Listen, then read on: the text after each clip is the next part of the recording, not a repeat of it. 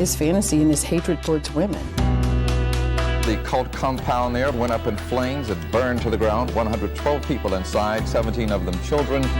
Beth was stabbed approximately 114 times. A lot of rage, a lot of anger. Borges hid a shotgun and revolver under his trench coat when he entered the school that morning. I was scared for my life. It is just unspeakable evil. She is evil. That is the face of evil.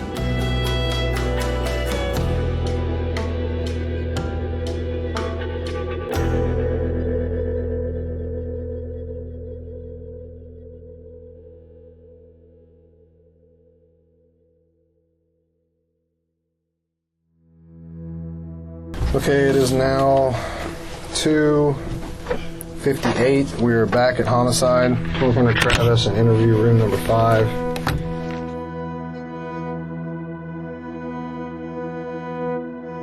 In all of my 25 years, I've seen a lot of evil, and I've seen a lot of crime scenes and crime scene photos. I have never seen a crime as brutal as this one.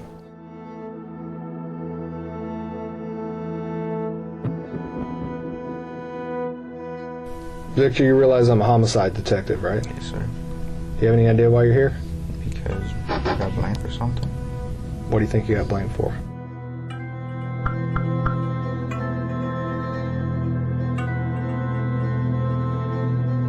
As you can imagine, the community was in shock, in fear. I mean, you have what looks like some type of satanic ritual.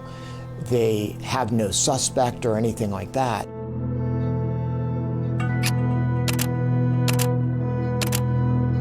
You got to tell us why this happened, and you got to show us that you've got some kind of remorse and some kind of a soul in you.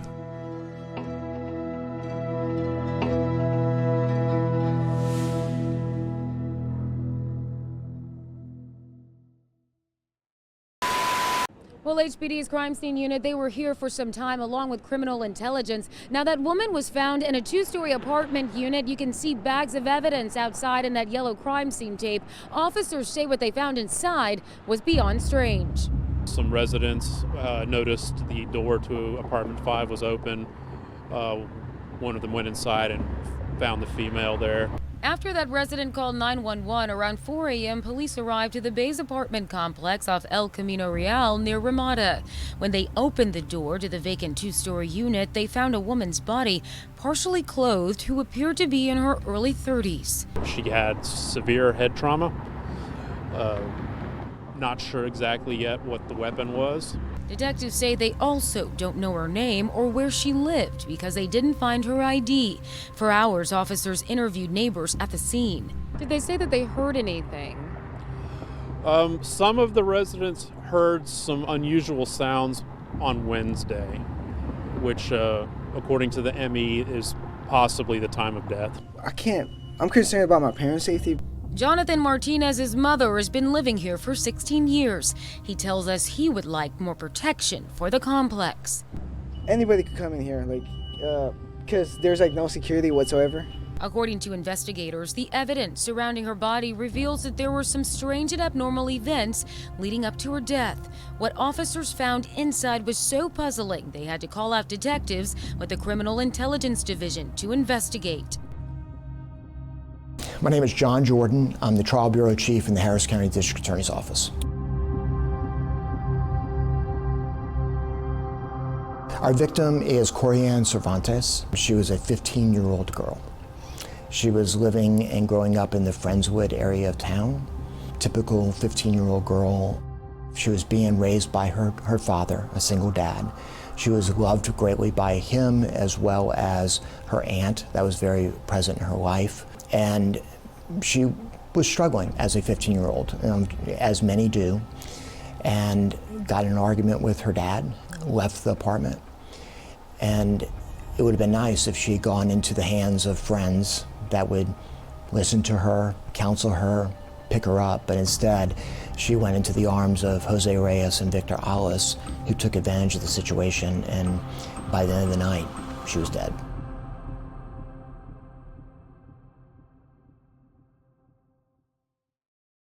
You realize what you say in this room is going to decide decades of your life? Mm-hmm.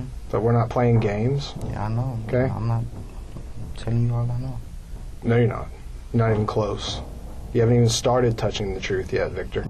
They end up going to a known apartment complex somewhat nearby over in Clear Lake, because they lived in Friendswood. And they ended up going into this known vacant apartment. Many of the teenagers would be able to slip in there through sliding glass doors or open windows. It was basically a dump. It was, there was stuff everywhere. And they went there that evening, and then they ended up taking advantage, in my opinion, of Corriann and her state, and they ended up involved in a consensual threesome inside a closet underneath the stairwell in that vacant apartment. So it was a very small space. Where did you go with Corriann and Jose? Corriann, we were at Franny's friend's apartment. And then where did y'all go? Then we left. To where? I left to my house. No. Yes, I did. You're already starting to lie. The only shot you have at making things easier on yourself and making this thing in any way as right as it possibly can be is to start telling the truth.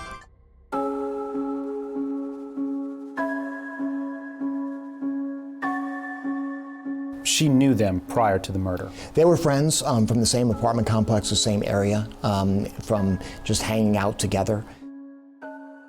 Jose Reyes was 17, Victor Alas was 16, and Corriann was 15. We're not talking long-term friendships or childhood friends, but teenagers that had things in common, as teenagers do, and potentially smoking pot together, things of that nature. So at first glance, you know, Jose Reyes was a good-looking kid, from all accounts, somewhat charismatic. Victor Alas was kind of a follower, kind of quiet. And they would hang out together. They would hang out in apartments together.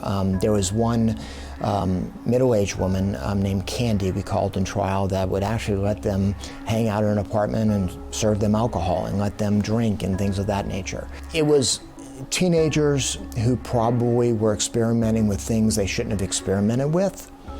But we all should be the last to judge, because I think we all do things as teenagers that leads to us being better people. According to Jose Reyes, Corriann at some point bit his penis. He told that to his sister, he told that to his friends afterwards.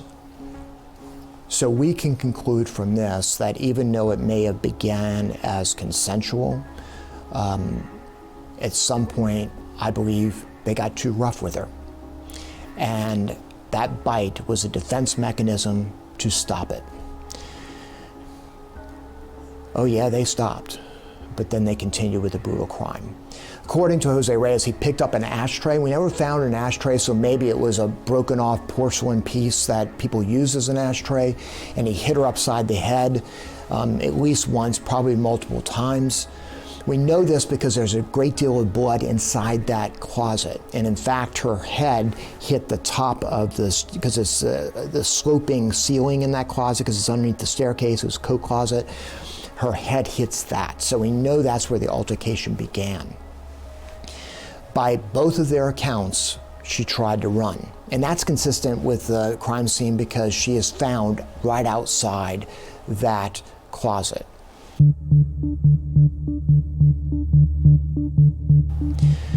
They take the back of a commode made of porcelain that had been laying on the ground. It's not like they went to the bathroom to get it, and Jose Reyes picked it up and hit her upside the head, at least once, probably multiple times. There was porcelain in her skull area and her hair.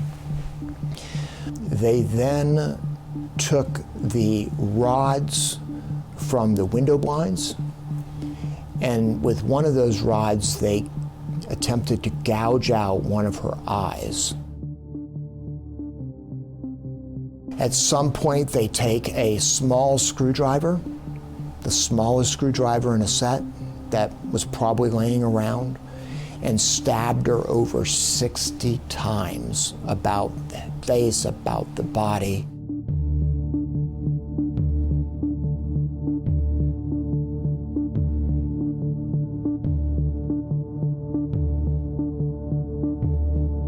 Do you think she deserved that? You want to see the pictures? Yeah, I think you need to take a look at what you did.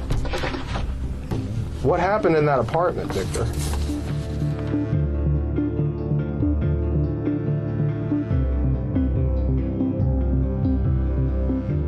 Another teenager goes into that apartment to smoke pot, like a lot of the teenagers did, and he discovers that horrific scene. He is in shock. He doesn't know what to do. He goes to the only adults in the complex he knows, these engineers who are up late gaming, and they can't really make out what he is saying. He's like, she's hurt, she's hurt, she's hurt.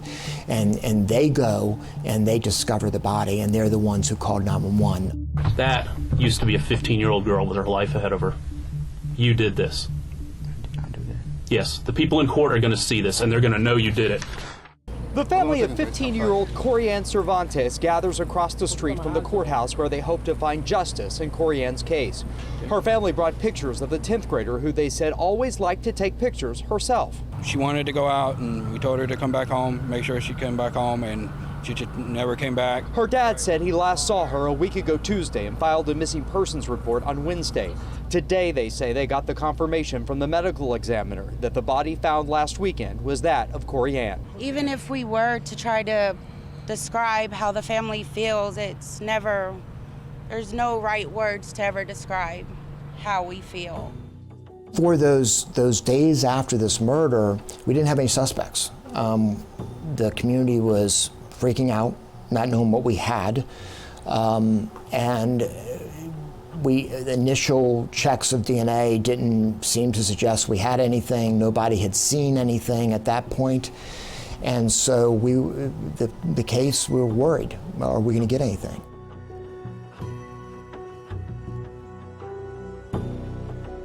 Her blood was everywhere, and it overpowered any other samples that may have been lifted, because we did have the back of the commode, but we were never able to get a profile of either one of them. And so that wasn't going to be a scientific avenue to try and get the perpetrator.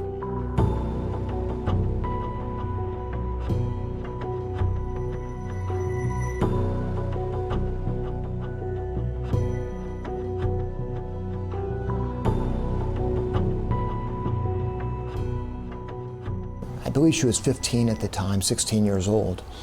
And she had been truant before. That's about the extent of her run-ins with the law, but there was a Webster Police Department, Officer Nettles, who had kind of befriended her and her mother to say, stay in school, you can do this, and that kind of thing. So as a teenager overhearing this conversation, and she's out in the hallway, so the door is cracked, so they don't know she's listening in. She didn't know what to do. She didn't call 911. All she could think of is, okay, well, there's this officer who's nice to me, this officer who encourages me to stay in school. And she didn't even have his phone number, but she sent him a Facebook message, and he received it. And luckily, he immediately responded, and they had a phone conversation at that point. They sent each other's numbers. And then Officer Nettles immediately contacted HPD Homicide, and within hours, we had a pocket warrant for Jose Reyes' arrest.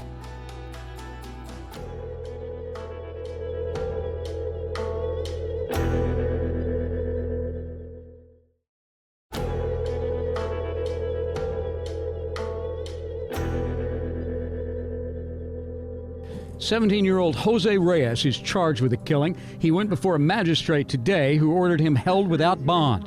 Reyes and a 16-year-old accomplice are accused of murdering 15-year-old Corriann Cervantes. Her body was found in a vacant apartment about a block from her home Saturday.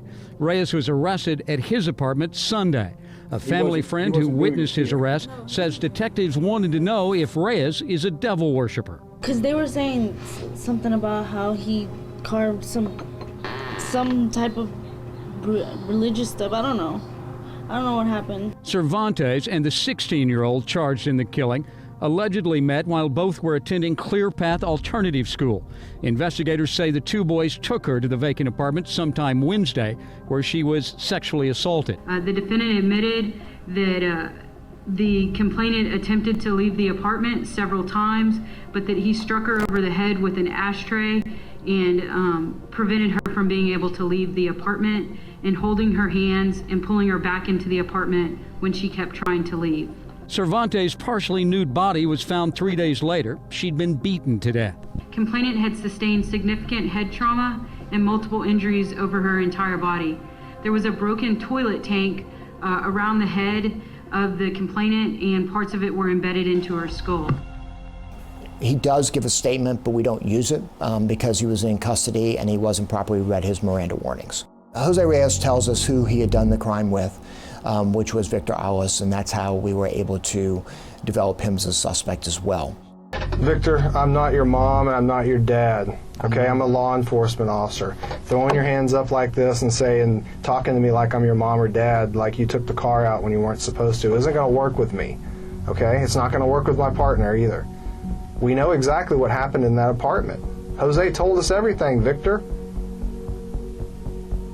You need to start telling the truth. What did you do? I didn't even touch her. I was having sex with her, and then Jose started hitting her, okay? And what happened? He started hitting her with the ashtray. And then I just stood up and I started flipping out. I didn't know what was going on. I was scared. I already have an open case. I didn't know what was gonna happen. I saw him hitting her with the ashtray and she was bleeding everywhere. And the first thing she does is gets up and tells me, she's like, Victor, why are you doing this? And I didn't even touch her. I'm telling y'all the truth right now. Jose started hitting her with the ashtray and I didn't even know what was going on. I just got up, I was like, what the f are you doing, bro? And then, I don't know what he said, I just got up, I walked to the living room and I'm like, what the f is going on? I just started tripping, I didn't know. Jose started doing that to her. So you're telling me that Jose did everything and you just stood there and did nothing? Yes, sir, I was tripping, I didn't know what was going on. That's not true.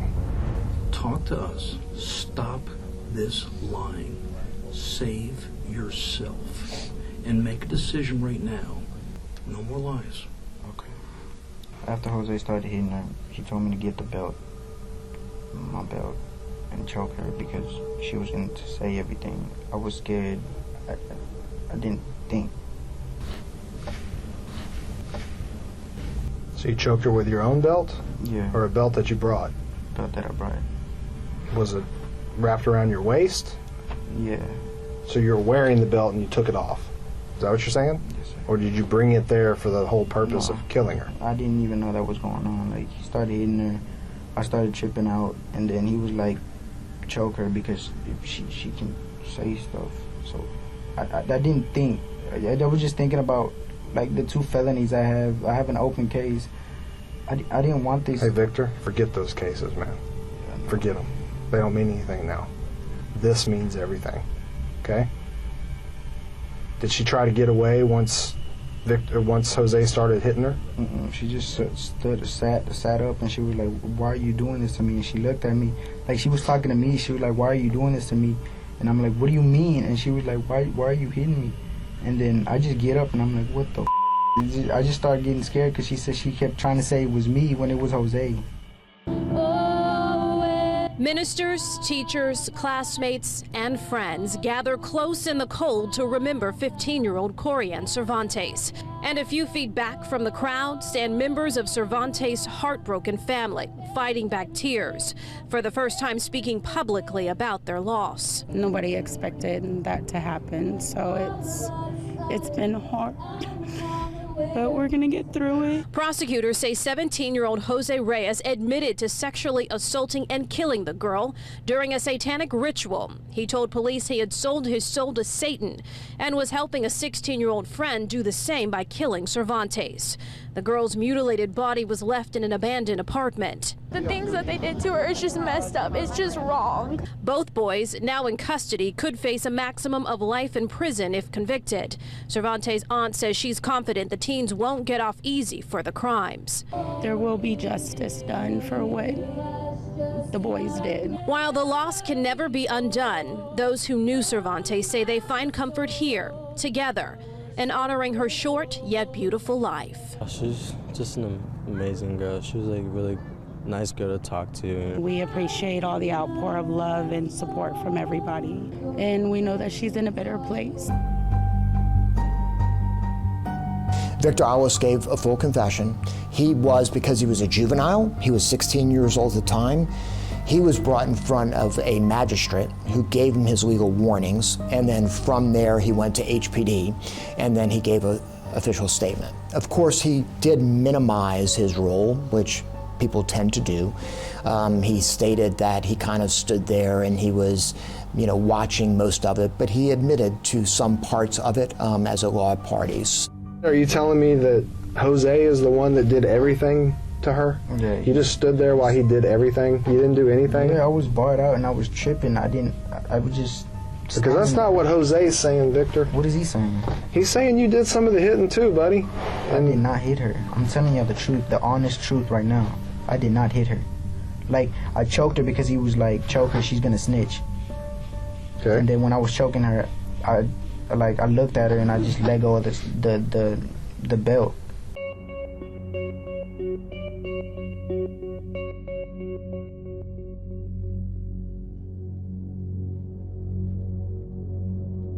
We did realize that Jose Reyes did have a fascination with the devil.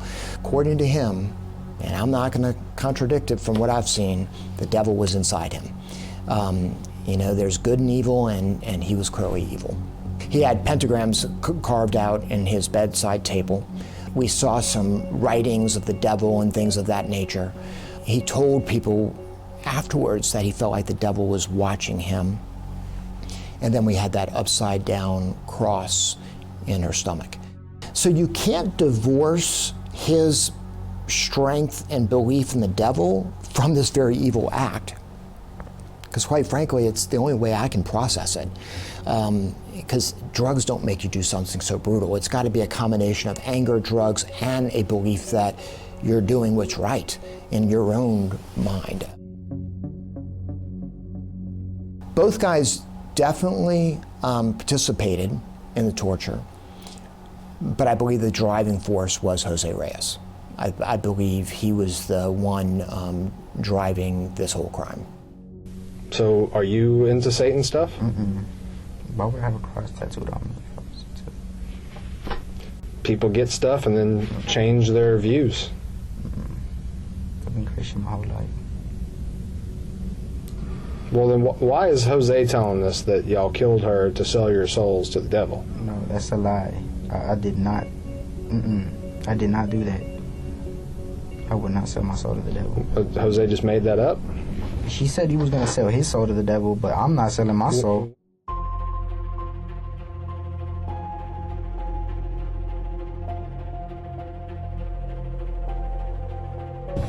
Are we going to find your DNA on the screwdriver? No, sir.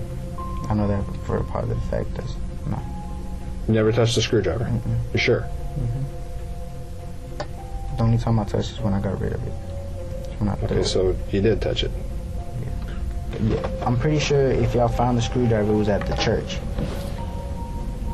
So I'm telling y'all, I threw the screwdriver at the church, threw it at some bushes. Then from there, it's good old-fashioned police work. It is literally officers talking to acquaintances and friends that he had, and because in the days afterwards, before he was picked up, he was hanging out with other youth. And so he was telling them what had happened, but they had not come to the police. So we had to circle back to them.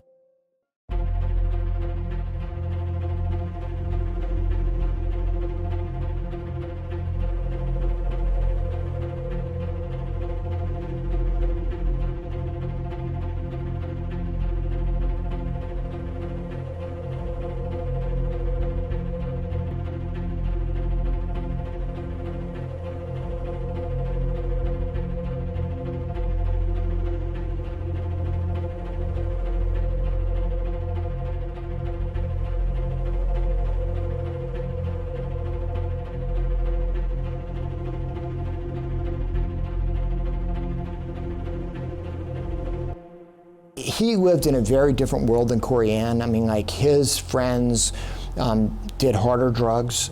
His friends did some rap music and things of that nature. So there was a party before he had told his sister, in which he had told one of his good friends and his good friend's girlfriends. and they were good kids as well. So when we circled back to them, they gave full disclosure of what he had said. And it was corroborated with what he had said to his sister. We were able to bond with these teenagers, and they trusted us. And I think they understood the gravity of what their friend had done. So they were cooperative.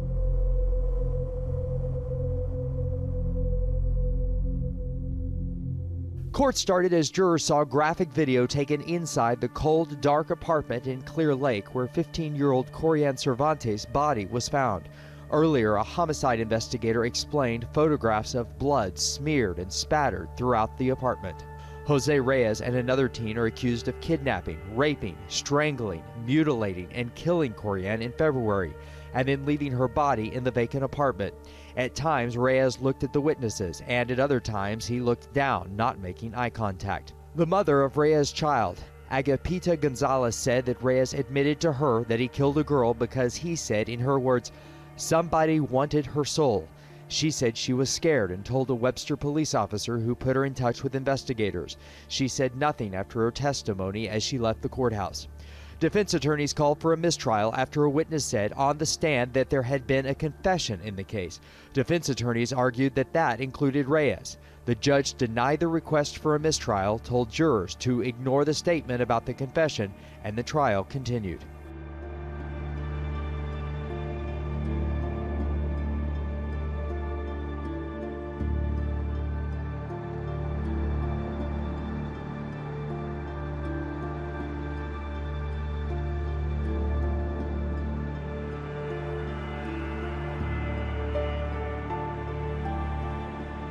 I thought when I saw that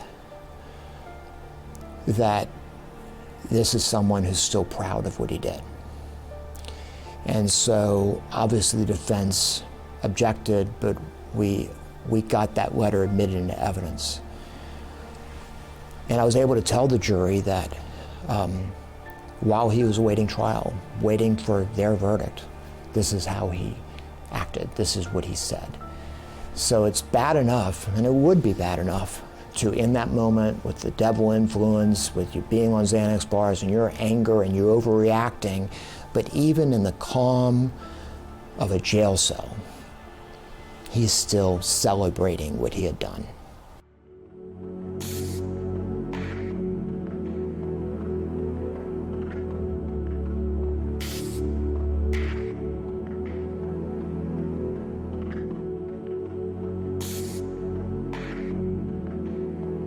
I feel justice was done for my daughter, that she finally got her justice served and that she can rest in peace. Her family says the last 16 months have been horrible. The trials have been hard on our family. I mean, 2 separate trials plus, just when this first happened, it's taken a toll just emotionally. Last year, a jury found Jose Reyes guilty too. During the trials, there was gruesome testimony. Reyes said he wanted to sell his soul to the devil. At the trial this week, Elias maintained he is innocent. And it doesn't matter what they say, it's what 12 jurors say. And I'm not surprised that someone who could commit such a heinous act would deny it until the moment he's found guilty. Both defendants received automatic life sentences. This jury spoke for our community, that they held both defendants, although they were only 17 and 16, accountable for the most horrific, horrible acts that could be imagined on a 15-year-old innocent girl. Her father says the family can now work on healing. It's going to take a long time. It's not something going to be over anytime soon. Like I said, just take it one day at a time.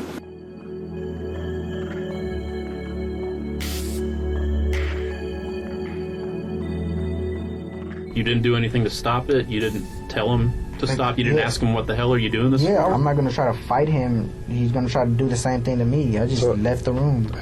So a girl that you're having sex with starts getting beat to death, and you stand there and watch? It's pretty cold. Jose's not a big guy. You could have probably saved her if he was the one that did all this. I'm like, y'all can look at my background and everything. I'm not a fighter. I don't fight. Like, I come from Clear Lake. I'm a good person. I don't fight for nothing or nothing. Like, I don't start people or nothing.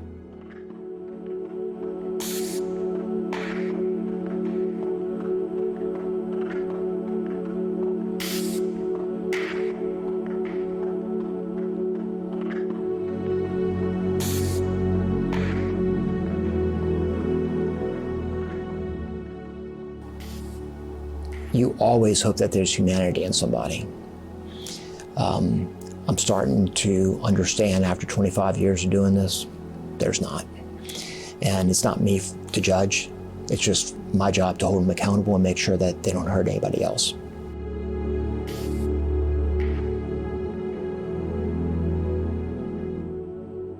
I would hope that a future parole board will look at the brutal nature of the crime and come to the same conclusion that I have, that I hope he's never among us again.